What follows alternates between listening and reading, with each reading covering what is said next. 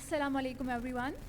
सूरज को भी क्या चराग दिखाना. I doubt I'll ever grow up to the level where I'll be addressing a forum which is star-studded to the level and is graced by the supervisor of my supervisor. But just an attempt from a beginner to take the discussion ahead on this drug-resistant TB. Basically, today, as we were speaking of drug-resistant TB, so what I am about to talk about is a study which was conducted in Khyber Pakhtunkhwa, basically a tertiary care hospital in Lady Reading Hospital.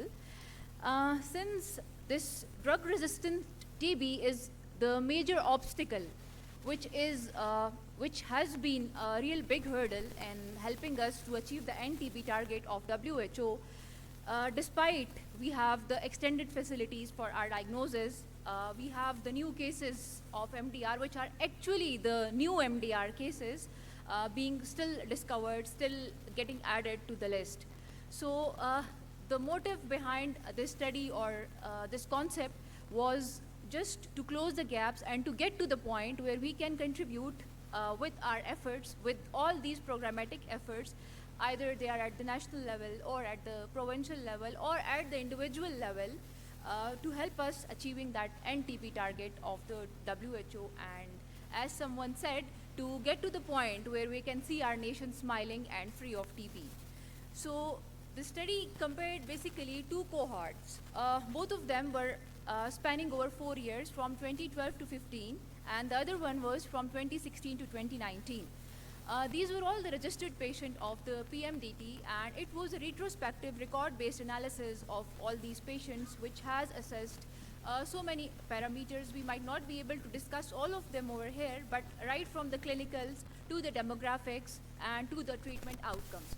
So what we concluded, or what we got from all this record-based analysis, was that the age group, we basically tackled 3 age groups, or we divided them in 3 age groups, from 15 to 34, from 35 to 54, and more than 55 years of age. And either surprisingly or non-surprisingly, both of these cohorts were revealing that the prevalence or the patients detected more were in the age groups of 15 to 34 years.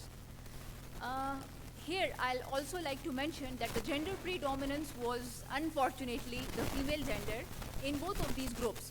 But we can see here, which is very alarming, that the second cohort revealed a large number of detection of the cases, which were the primary MDR, actually the new MDR cases.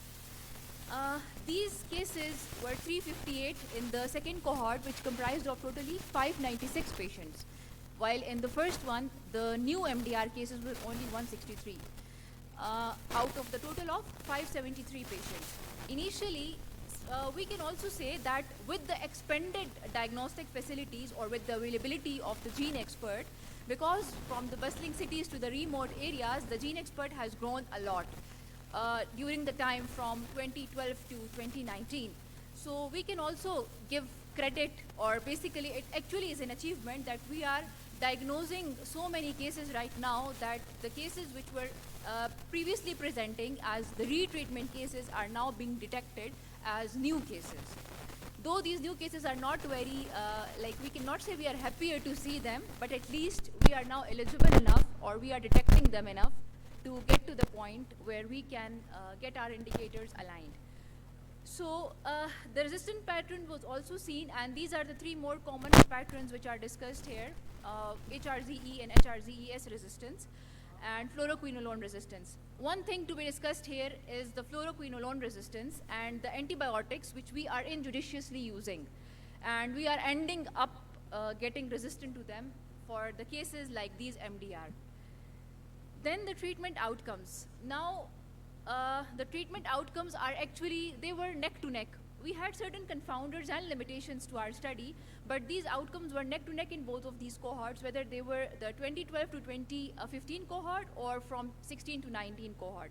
So you can see that the cured, completed, died, failed, lost to follow-up, all of them are running neck to neck.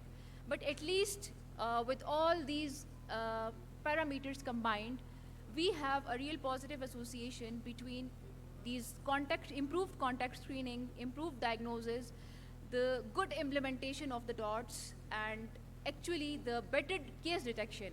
The cases of the MDR which were previously getting detected as retreatment cases are now getting detected as new cases.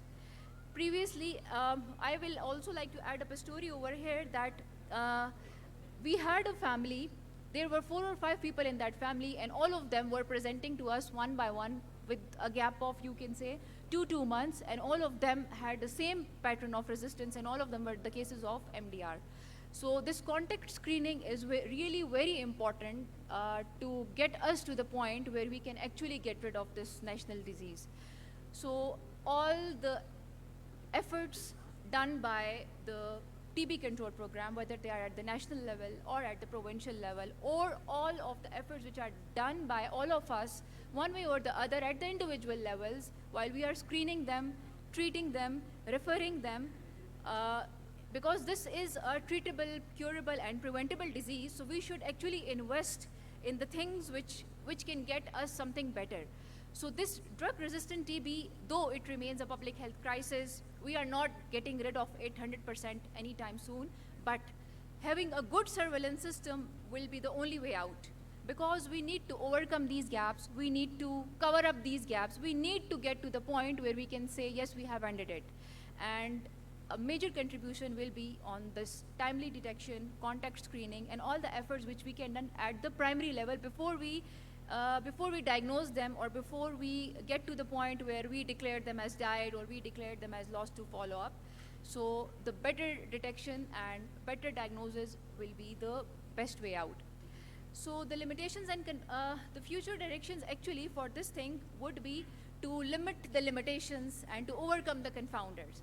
So this concept will be taken ahead, inshallah, from single center to multi-center, and then let's see where we can take it under the guidance of all the people who are actually studying this forum. So we will actually try to get to the point where we can conduct an RCT and limit our limitations and can improve our confounders and get some better results which will add up to the policy making, which will add up to the programmatic efforts, and which will add up to all the efforts where we will get rid of this disease, which is a national disease, but yes, we can end it, and yes, we can get rid of it. So the job is indeed well done, but as Robert Frost says, miles to go before I sleep. So actually miles to go before we get to that point, and that point says NTB. So ending it here, thank you very much for all your attention. Thank you very much for all your time, and leaving it to the panel.